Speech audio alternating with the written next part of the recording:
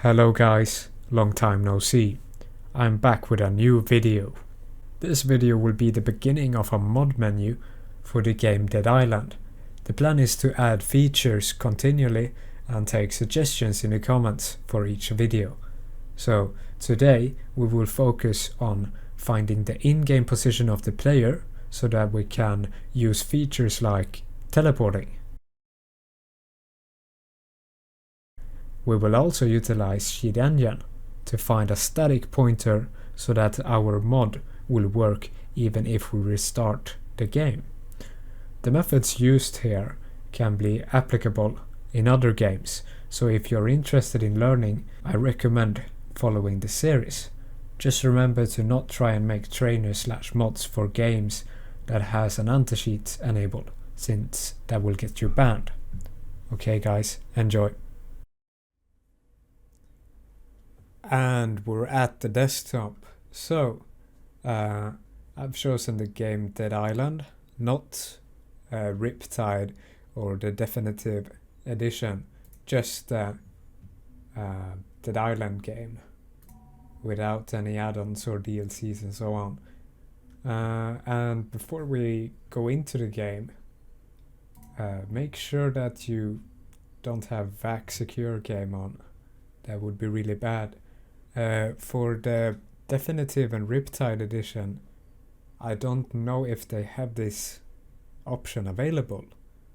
So you don't want to take that chance making mods and so on for those games, I assume, if you can get VAC ban.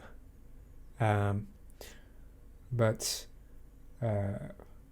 I can play on this game without VAC anti-cheat enabled and on LAN game visibility. So I'll play for myself with my own mods. I don't think that should upset anyone.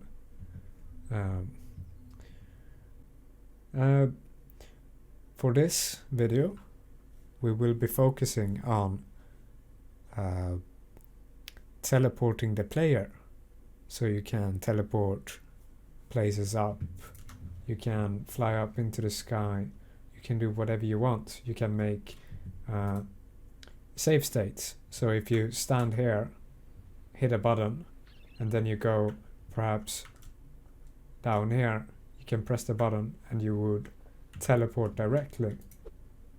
You can do those types of things since you have the coordinates.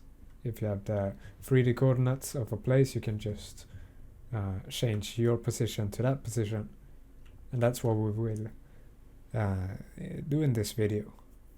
And with that said, let's get into finding the XYZ.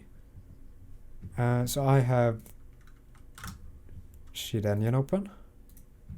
Remember, VAC is disabled. Don't get banned. I'll select the game, which is Dead Island, and the position in games. This is pretty general. It's not the same for every game, but for most games your position will be a float value. We will have to sort of figure out the value, and at this point we have no idea, right?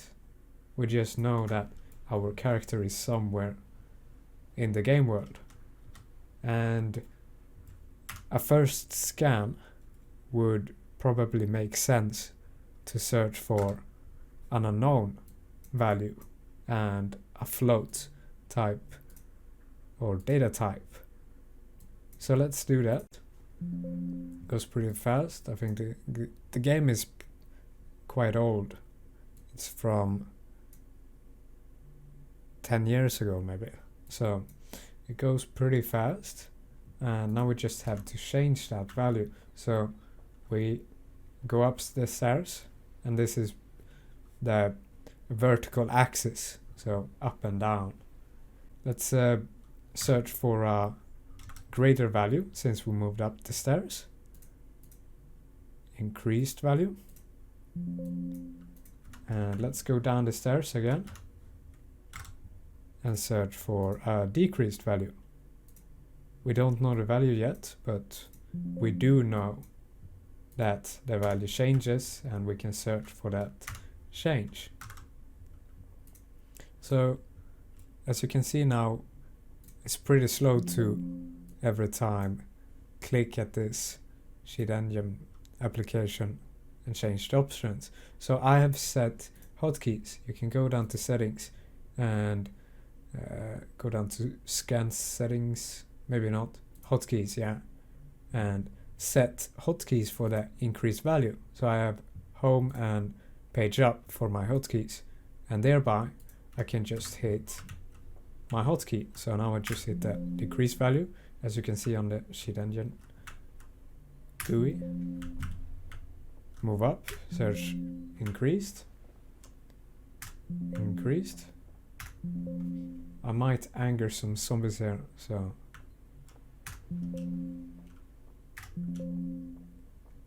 when we move down, we search for decreased. When we move up, we search for increased.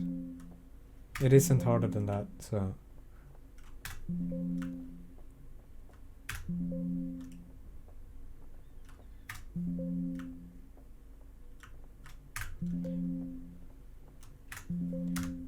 alright, so we have a lot of results.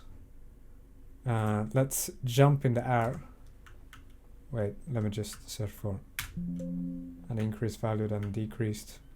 So I will search decreased at this position now, and I will jump in the air and search for increased. So jump, search for increased, down, search for decreased. So this will eliminate some faulty addresses which might display a different axis, like the x-axis.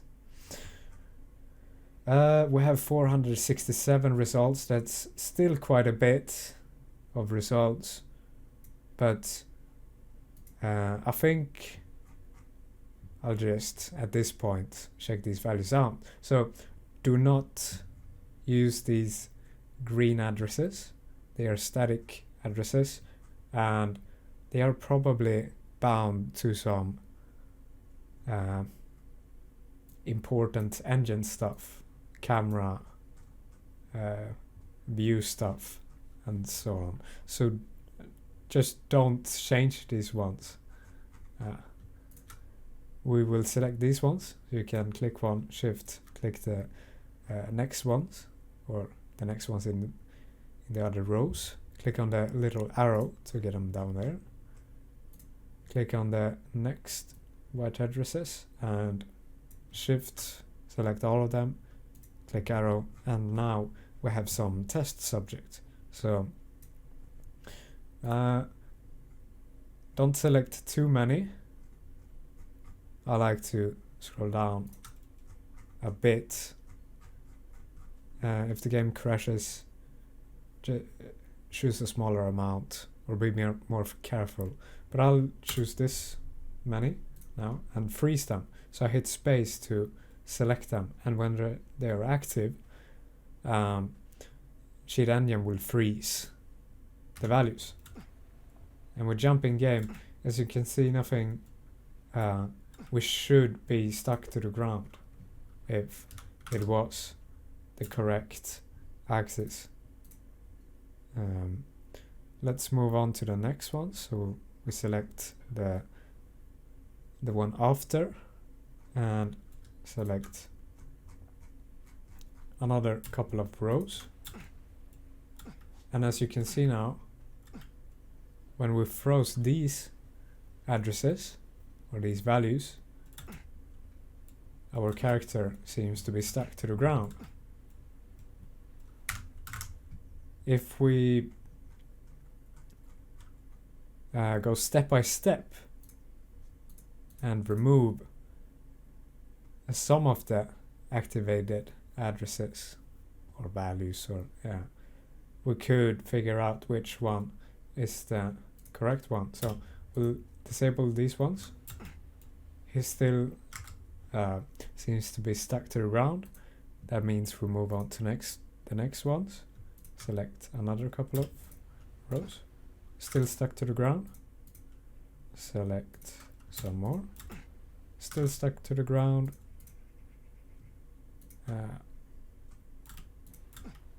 Still stuck. You get a point.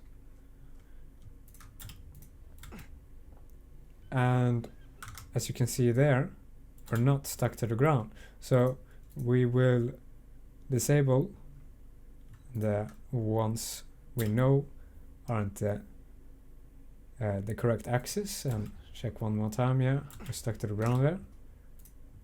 Now we will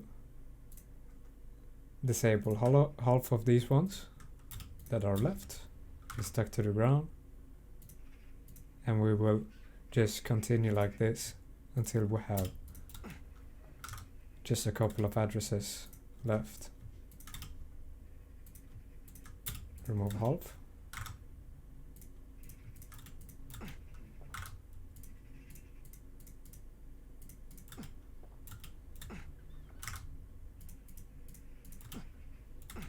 And we made it to one address. That's pretty neat. Now that we have our address, we can call it vertical axis, or whatever you want to call it. And we could change this to something 36. And as you can see, our character just flew up into the air, or rather teleported. Let's remove all of the other addresses that we don't want, because we have a lot of them. So delete, delete, and now we only have our beautiful vertical axis address. I said earlier that you could find the nearby z and or the x and z axis, because this is y, by just looking at the nearby memory, or the memory region. So let's open the memory region. Let's copy that. I don't think it automatically, yeah. So we'll go to that memory region. It actually was at that memory region.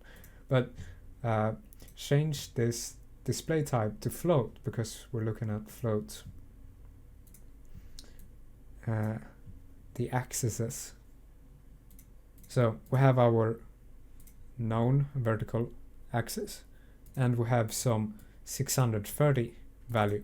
If we change this to, you want to be careful, because this will teleport you in one direction. Let's change by 1, and he flew backwards, kind of. So we know that we have the position. So the first thing I do is capture some instructions which uniquely sort of handle this address. So what I mean by that is we can catch perhaps the function which updates the player position in game, and thereby we can find some valuable information. And also, if we lose our pointer scan or whatever, we would, or the pointer might not be valid, we could just use the instruction to get to this address again. But enough of me talking. Let's go down to settings, go down to scan settings, and now debugger options, and use the VEH, otherwise it might crash.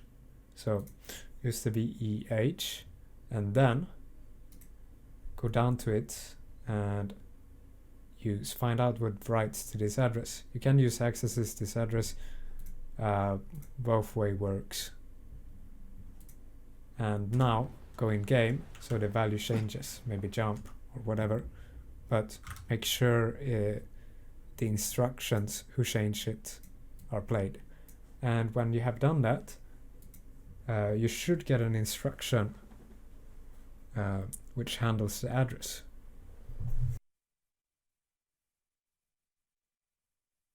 And when we have this instruction, you can see that this EDI register is used with the offset 9C. Let's go to the disassembler and take a closer look.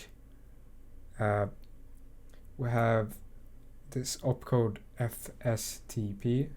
I don't know what it does, but it modifies the value, I assume.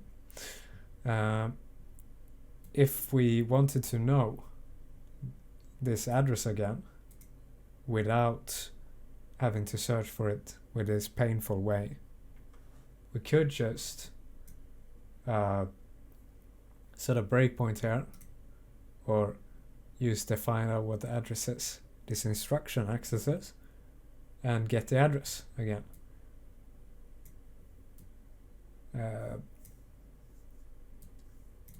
Let's do it so you guys can see what I talk about. So nothing happens because the instructions aren't run, but when we go in game, you can see that all of these addresses come up because they are accessed by this instruction. And if we compare them to our address, we have 34 here and we have 34 here, so, and it's also the same address, which means if we just store this address, which in many times is static, instructions in C++ games are often static, we can just get the address quickly whenever we want. So open the notepad and click here and copy the clipboard, addresses only, and there we go. We'll keep this for later when we want to revisit it. Okay, for the pointer, and if you don't know what a pointer is an object which holds another object's address, or address as its value. So if you read, for example, this address, it holds this value, and if this would be a pointer, you would have an address in the value box, or whatever terminology you want to use. So you would read this address, you will get another address as its value, and thereby you can store a lot of objects within an object and reference it by pointers. But we want a pointer for our vertical axis, so we will use the generate pointer map, and here we will call it something, so that island, whatever, so it works for your game. And this can take quite a bit. Okay, I might. Never mind. Okay, so it's done. And now no window came up, which is a bit annoying, but when we have the pointer map, we will not have to generate a pointer map when we use the pointer scan for this address. So we now it's in a different window, but when we use the pointer scan, instead of generating a pointer map, we will use our nicely created, neatly created dead island pointer map. And let's keep it down on the maximum offsets. And you could use 9C here, I assume, but let's not for the fun of it. I don't know. We'll call it something dead island position.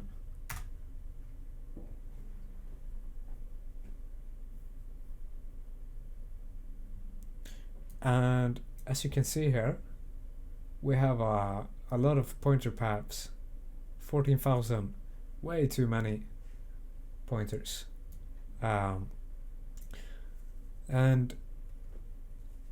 the easy solution is just to quit the game, start the game, reattach Cheat Engine to the game, and then just find the address. Now, you could find it like I showed you in the beginning, where we search for an unknown initial value and so on, but I will show you guys the magical way of using the addresses which an instruction or which addresses that is accessed by an instruction. So I'll pause the recording here, and I'm back. We will reattach the game, that island. There we go. We don't care about the code list or the address list at this point, since the game has reloaded and new dynamic data is stored.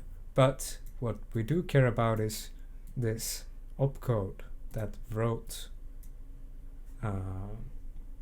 our position or our vertical value. So if we go to show disassembler on our instruction again, we will get the instruction here, and we will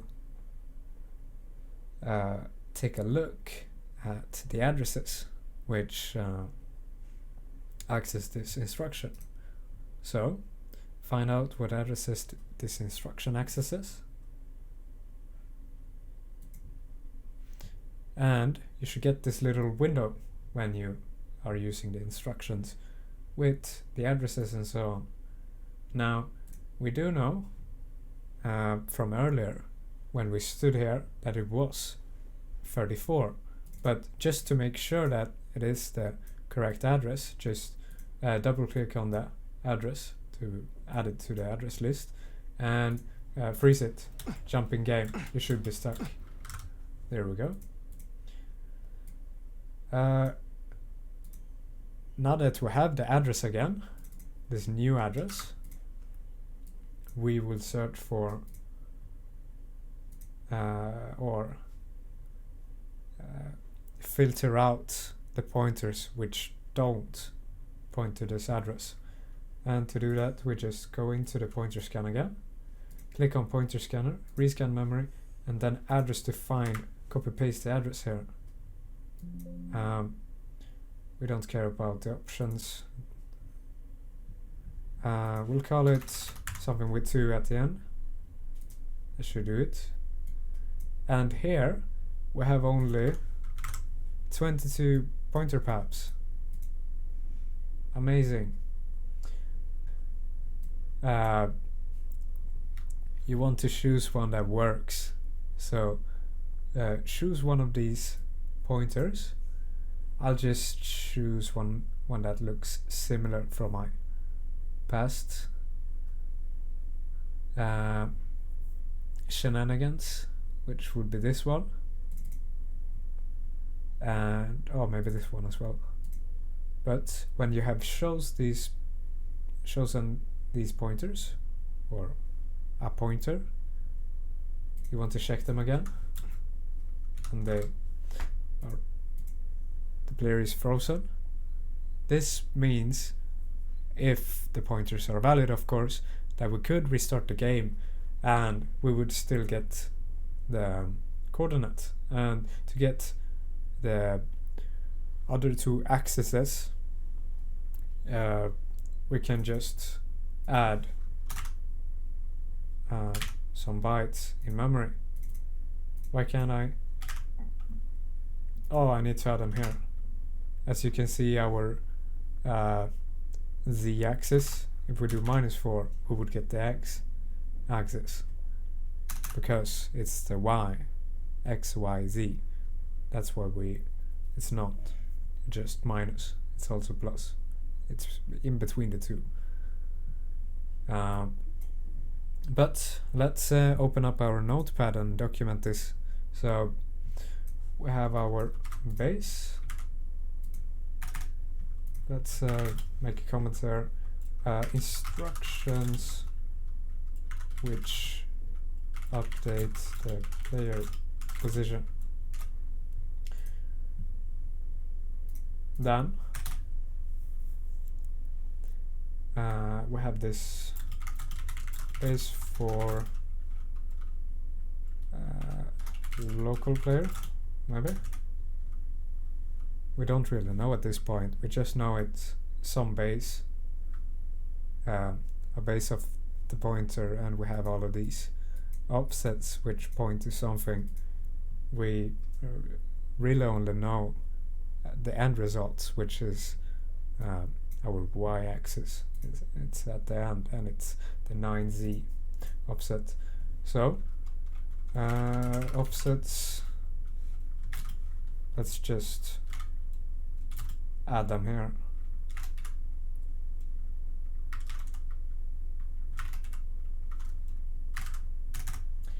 And we will clarify 9c equals vertical axis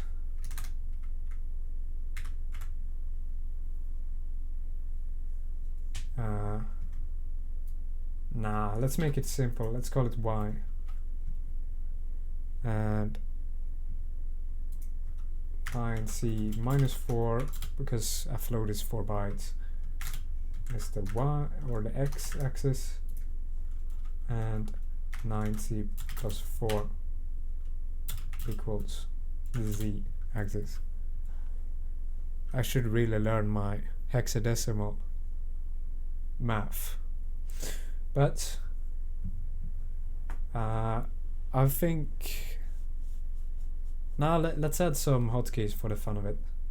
Let's go back.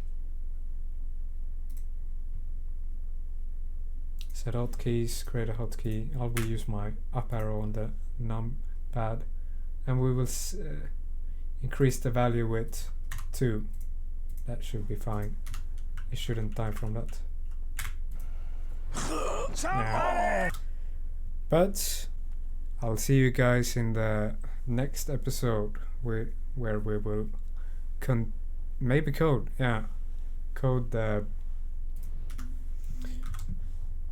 the position changer, the teleportation mod, or just get more functions and so on. I'll see you guys later.